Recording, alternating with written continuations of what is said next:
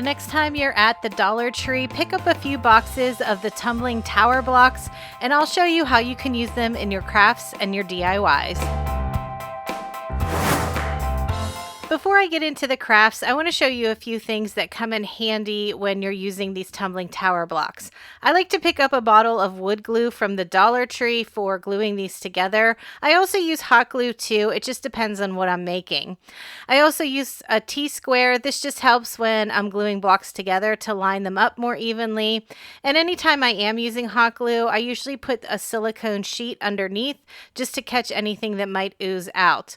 And every once in a while, I do need the blocks to be shorter than how they come, so I do keep a pair of these miter shears on hand, and with a little bit of extra pressure they do cut right through the tumbling tower blocks, but you could use a mini handsaw as well. This year I'm all about using up what I already have in my craft room, and as you can see here, I've been hanging on to this calendar since 2022, so I thought it would be time to use it up. The reason I bought this calendar in the first place was because I really loved all of the images in it, and I think they would make great pieces of wall decor. I want to get all of the images separated first, so I'm taking the staples out of the calendar just to make it easier to cut everything down.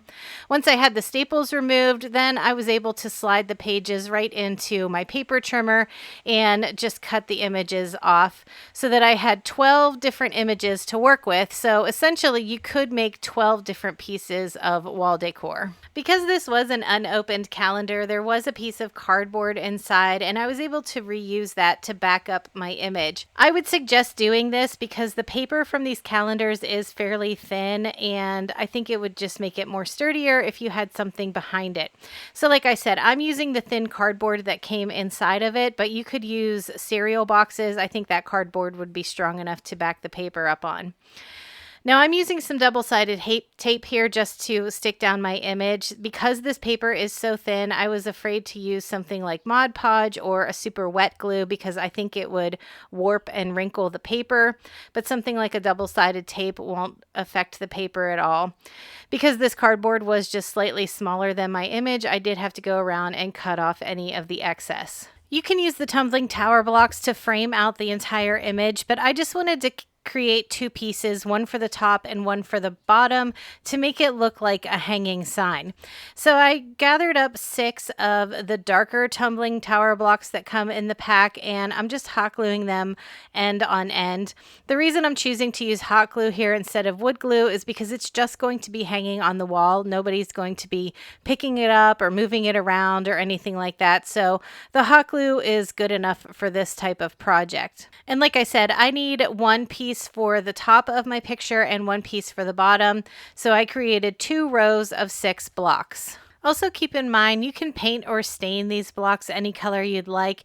It just so happens that the image I picked out of my calendar, these darker brown blocks matched really well, so I didn't have to do anything to them. Now I just needed to attach my rows to my image, so I'm running a thin bead of hot glue along the bottom to start. And you can see I glued 6 blocks together, which gave me just a little bit of overhang on each side. And then I repeated that on the top. I ran a thin bead of hot glue and laid my row of blocks into it. You could just add a piece of jute cord or jute rope to your frame to hang it, but I wanted to dress mine up with some wooden beads. So I added some hot glue to one end of my jute cord and I let it cool down for a couple of seconds, and then I rolled it between my fingers just to make it come to a point so that I could easily string on my beads. After I had 10 beads strung onto my jute cord, then I flipped my sign over, and on the back side I hot glued one end of my cord to one corner, and I secured that in place with some clear tape, and then I hot glued the other side in and did the same thing with the clear tape. I've only put 10 beads on my cord because I slid 5 beads to one side and 5 beads to the other, and then I just had plain rope in the middle for hanging.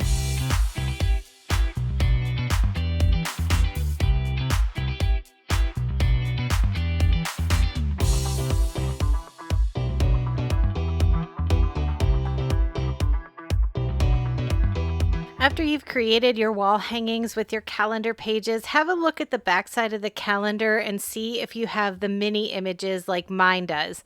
I thought these images were really cute on their own, and I figured they would make some really cute magnets. Now, the nice thing is the cover page of this calendar is a lot thicker. It's more like a cardstock, so I wasn't worried about the paper being too thin to create anything with.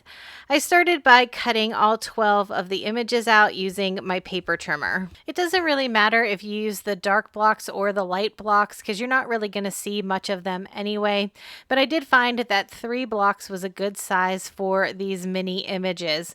I hot glued them side by side, and then rather than using hot glue to glue the image down, I'm just using some double-sided tape. I put a good amount on the back side and then added it to the front of my little block stack, and I used a bone folder to burnish it down to make sure that image was really stuck in place. There was a little bit of excess paper around the edges of my blocks, so you have 2 options. You could either use a sanding block and just sand off the excess paper for a more distressed look, or you could just flip it over and use a utility knife to cut away the excess. The last thing I needed to do was add some magnets to the backside. So I have these adhesive magnetic sheets in my craft room, and I wanted to get those used up, and they're really easy to cut with scissors. So I was able to just cut a few pieces down and add it to the backside. The good thing is these tumbling tower blocks are not that heavy, so you don't need a good, strong, heavy magnet to hold them up. This little thin magnetic sheet was plenty. It held the block up fine on my refrigerator when I tested it out. Also keep this in mind if you need a gift for somebody. I think it would be really cute to make a wall hanging out of one of the calendar pages and then make them a little mini magnet that coordinates with it.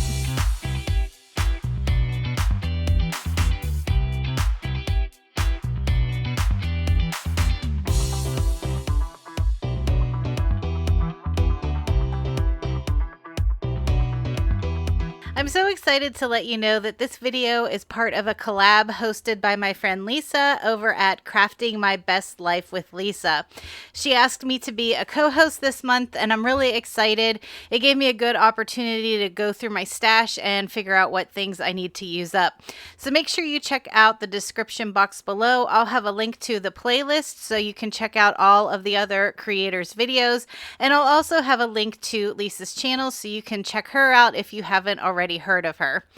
Thank you again, Lisa, for inviting me to be a co-host this month. Now let's get back to crafting. When I first started my YouTube channel, I made a set of coasters using the tumbling tower blocks. And in case you missed that video or you weren't hanging out with me then, I want to show you how to do that again. I'm also going to show you how to create a carrier for these coasters so that you can keep them organized in your home, or you could give the entire set as a gift. In addition to the blocks, I'm going to be using some rub-on transfers, and then for the back of my coasters, I'm either going to put cork or felt. Whatever you have on hand will be fine. For each coaster, I'm going to need 12 blocks altogether. So I'm starting with some wood glue here, and I'm just gluing 3 blocks side by side. And I'm going to repeat that 3 more times so that I have 4 sets of 3 blocks. I'm using wood glue for this project because it will hold up better than hot glue would on these tumbling tower blocks. Since, you're going to be moving coasters around, you're going to be picking them up, putting them away, they're going to be handled quite a bit.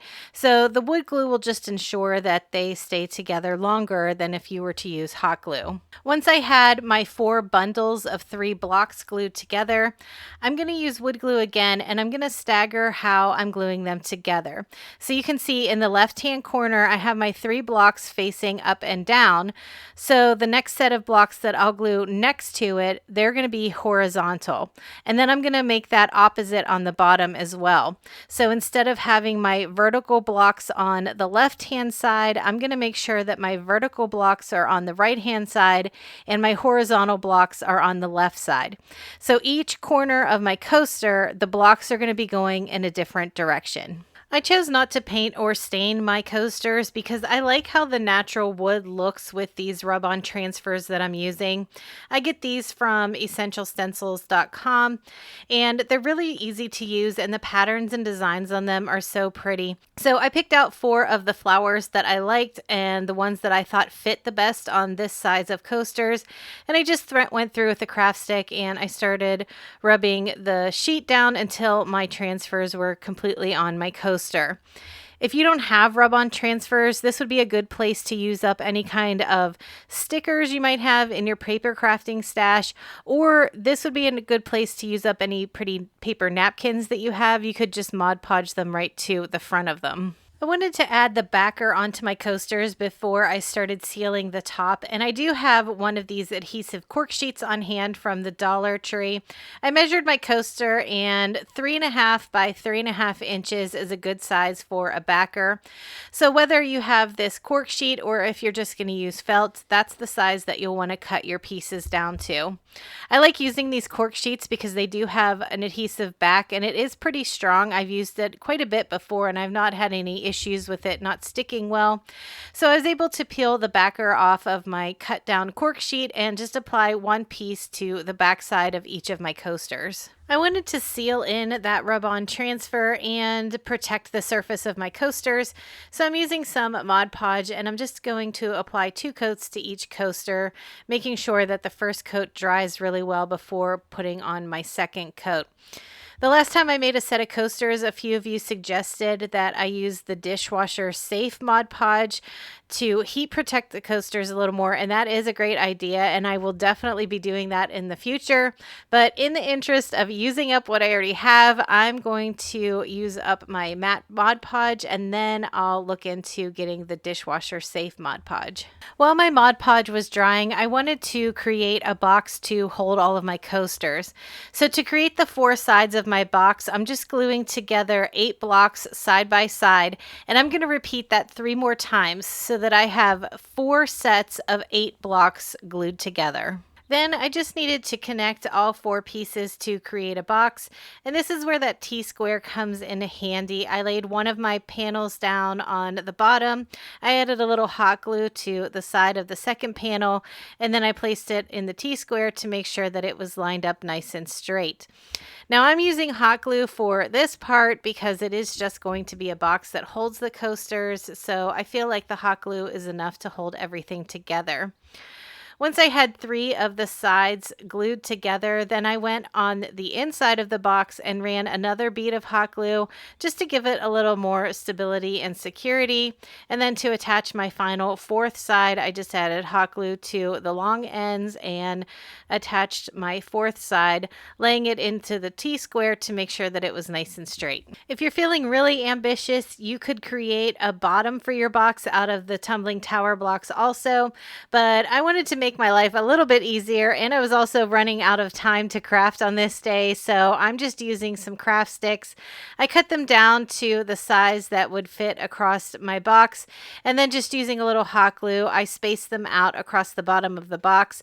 There was a little bit of gap in between each stick, but that was okay because the coasters were big enough that they wouldn't fall through anyway. You can decorate your box however you want. I wanted to keep mine simple, so I'm just using some jute cord, and I wrapped it around about 3 times. I added a little hot glue here and there just to make sure that it wouldn't slide around, and then I also tied a simple bow out of the same jute cord and placed it on the one side. Now this box is big enough you could either lay the coasters flat inside of it, or you could set them in on an angle to make it look more like a display.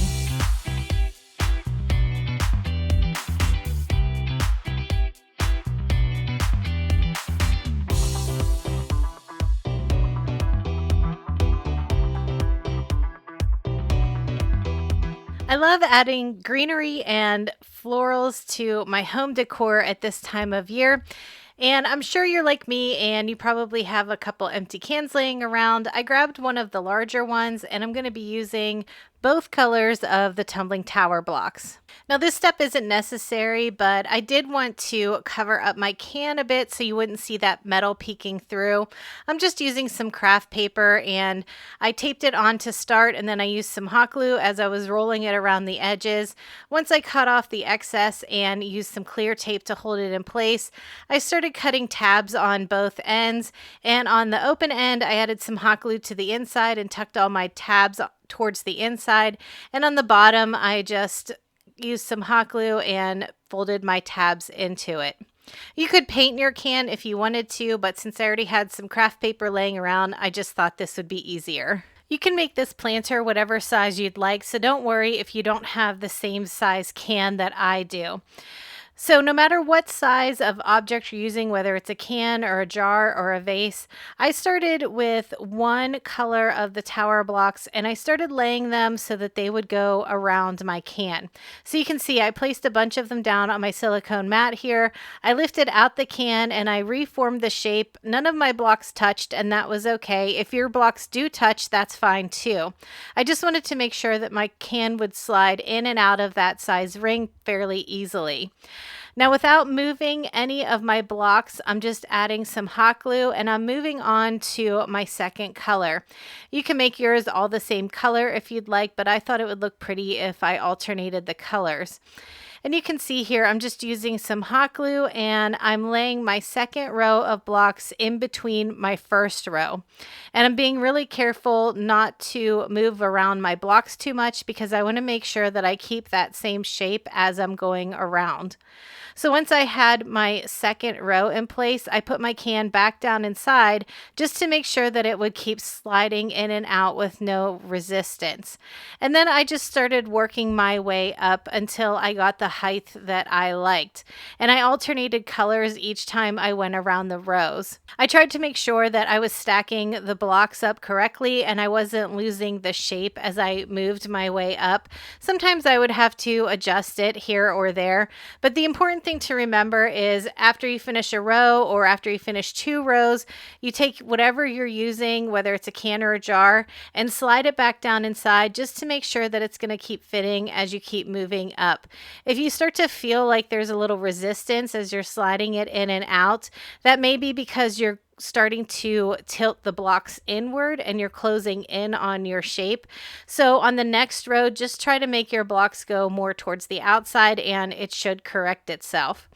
Now I did quite a few rows on mine because I wanted it to go up over the top of my can so you really wouldn't see it. So I created mine so that it was high enough that I had 2 rows going above the top of my can. After I had all of my blocks glued together, I did have a lot of little glue strings hanging about.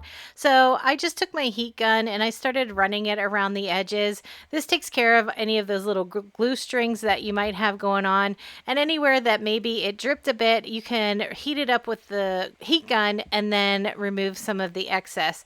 Just be careful when you're doing this because these heat guns do get pretty hot and you don't want to burn any of your fingers or your hand while you're trying to remove those glue strings. Now, I like the look of this planter as is. I like the alternating colors, but I thought it would be fun to give it a little more character with some handles. So I took some of this thinner jute cord that I get from Amazon. I cut 2 lengths the same and I tied a knot in one end of the rope and cut the excess off right at the tip of the knot. And then I just hot glued it onto one side of my basket. I tied a knot on the other side as well, doing the same thing, cutting off the excess. And then I was able to hot glue that other end to create a handle. Then I moved to the opposite side of my planter and added my second handle. Now I can just slip this can in and add whatever flowers or greenery I want to it, and I'll be able to switch it out for the different seasons or the different holidays.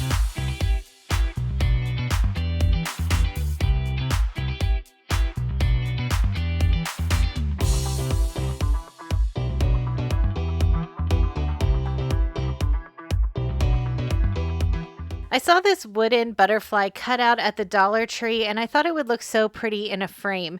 So I also picked up a 2-pack of the 11 by 14 stretched canvases that you can usually find in the plus section. I started by removing the canvas material from the frame. I'm just using a utility knife here. Sometimes I like to take the staples out of the back side of the frame, but for this project, I knew I would cover them up, so it didn't matter if they were there or not. I've used these frames a lot in different craft projects. They're always a great way to frame out something that you think is really pretty, but I wanted to make this one look a little more interesting.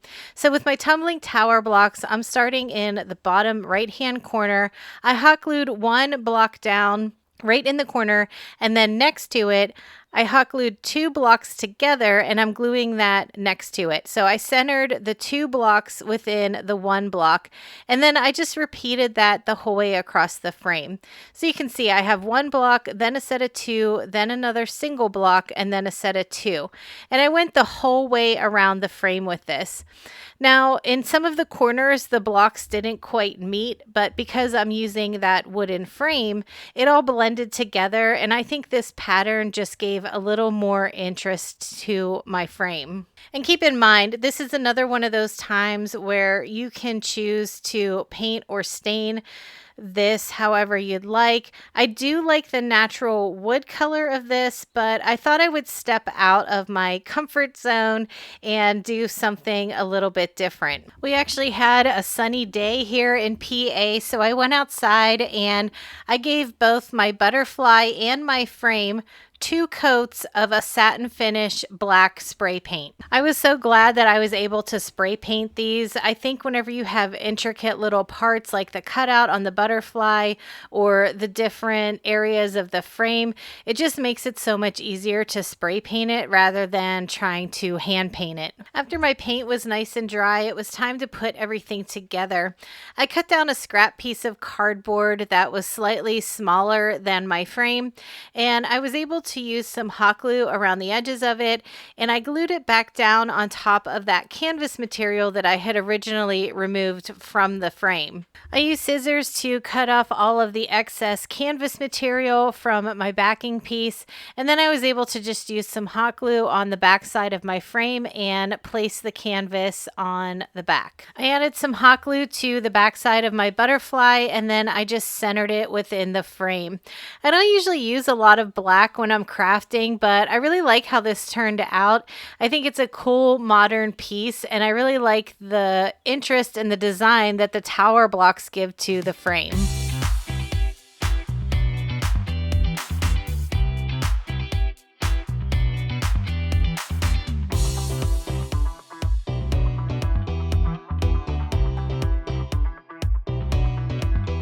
Thank you again to Lisa for inviting me to co-host the Craft Your Stash collab this month. Make sure you check out the link in the description box below so you can have access to the whole playlist and see what everyone else made. Thanks so much for coming to hang out in the craft room with me again today. If you haven't already, I would love it if you would subscribe so that you don't miss any of my future videos. All right, everyone, I hope you have a great week, and I'll talk to you in the next one.